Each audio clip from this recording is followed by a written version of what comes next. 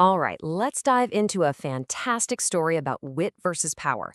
We've got the famous Maharaja Krishna Chandra and his legendary court jester, Gopal Bhar. This is a tale all about loyalty, a test that goes completely sideways, and a cure that is, believe me, way stranger than the disease. So what happens? It seems like a simple question, right? But the answer? Well, it's anything but. An entire kingdom is about to get turned upside down, all because one man had a bad dream. It really sets the stage for a pretty hilarious and, insightful showdown. Okay, so here's the scene. Our story kicks off with Maharaja Krishna Chandra, and he is in a total state. He's had this awful nightmare that he's come down with some mysterious, incurable illness. And ever since that dream, he can't sleep, he can't find any peace, and his anxiety is starting to spill over and affect the entire royal court. Now, instead of, calling a doctor, the king demands emotional proof. He puts all of his courtiers right on the spot, and he asks them to describe, in detail, exactly how they would mourn for him. It's basically a test of loyalty, and it's born completely out of his own deep-seated insecurity. And just like that, the court erupts into this over-the-top performance of sorrow. You've got promises of floods of tears, people writing tragic poems, declarations of abandoning all their duties. It's all incredibly dramatic. But Gopal Bhar, the jester, he stays silent. And when the king finally presses him, his response is purely practical. He says he'll skip all the weeping to arrange for doctors and focus on nursing the king back to health. And the king, he's just blown away. He sees right through all that empty flattery, and he recognizes that Gopal's practical plan is where the genuine loyalty is. For a second there, it looks like wisdom has won the day. But, well, not everyone is happy about it. And this, of course, is where our antagonist enters the picture. It's a jealous minister who just can't stand that the jester has outshone him yet again. He's convinced that Gopal is just a smooth talker, so he decides to set a trap to discredit him in front of everyone, especially the king. And look at how cleverly the minister does this. He plays directly on the king's own insecurities. He suggests that Gopal's words are just another, maybe more sophisticated form of flattery, but still totally hollow. So he proposes a test, a way to call Gopal's bluff. The plan he cooks up is deceptively simple. First, the king will pretend his nightmare has actually come true. Second, the royal doctor, who's in on the whole thing, will declare the illness completely hopeless. And third, the minister is positive that once Gopal is faced with a real, incurable disease, all his practical resolve will just crumble, and he'll be exposed as a total fraud. The king, who's still a bit insecure and now pretty intrigued, agrees to the whole scheme. The performance begins, and honestly, it's very convincing. Gopal, who has no idea it's all a setup, takes the king's illness completely seriously. He gets to work immediately, just like he said he would, finding doctor after doctor, trying every single remedy he can think of. But Gopal is no fool. As every expert fails and every treatment does absolutely nothing, his sharp mind starts putting the pieces together. The king isn't actually getting any worse. The diagnosis feels off. He starts to sense a trap, and now he knows. He's being tested. So what's his next move going to be?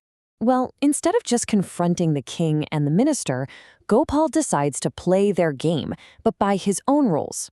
It's brilliant, really. If the king's illness came from a dream, then maybe, just maybe, the cure can be found in a dream too.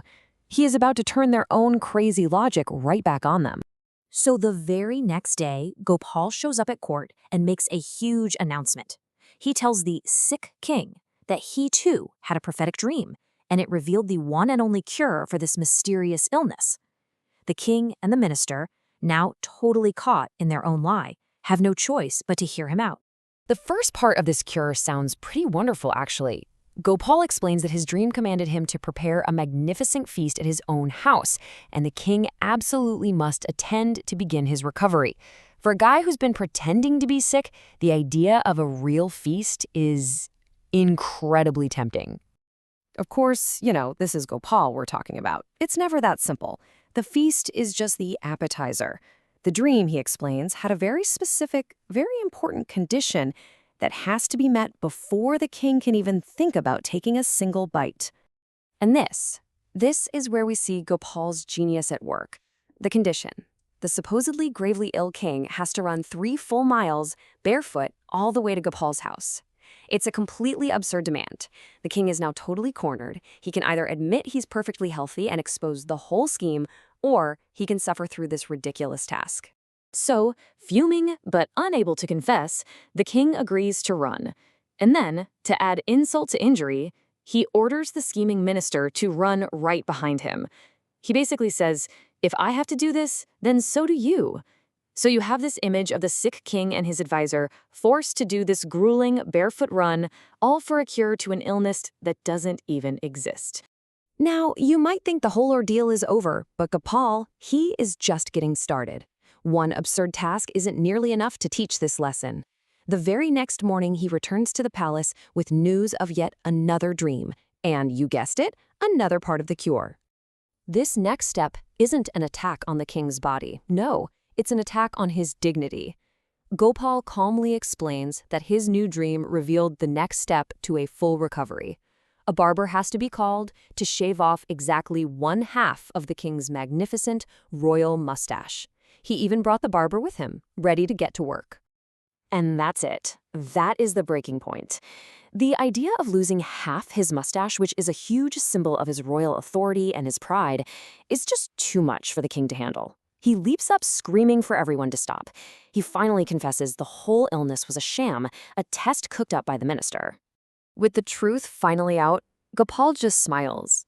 He graciously agrees that he can probably stop having these curative dreams, but not for free. He points out that, after all, his prophetic dreams and these elaborate cures took a whole lot of effort on his part. And here's the punchline. Gopal walks away with 50 gold mohurs for all his trouble. He not only outwitted the king and his minister and proved his loyalty, he also got paid for teaching them a very valuable lesson. The king, now completely embarrassed, turns all of his anger on the real culprit, that jealous minister. He realizes he was manipulated by his advisor's terrible counsel and vows to make him pay for this whole humiliating mess. So in the end, justice is served. And that kind of leaves us with a final question to think about. This whole story really asks us to consider what true loyalty is. Is it just telling people what they want to hear, or is it having the courage to offer practical help and some uncomfortable truths, even if you have to disguise them as a crazy dream cure?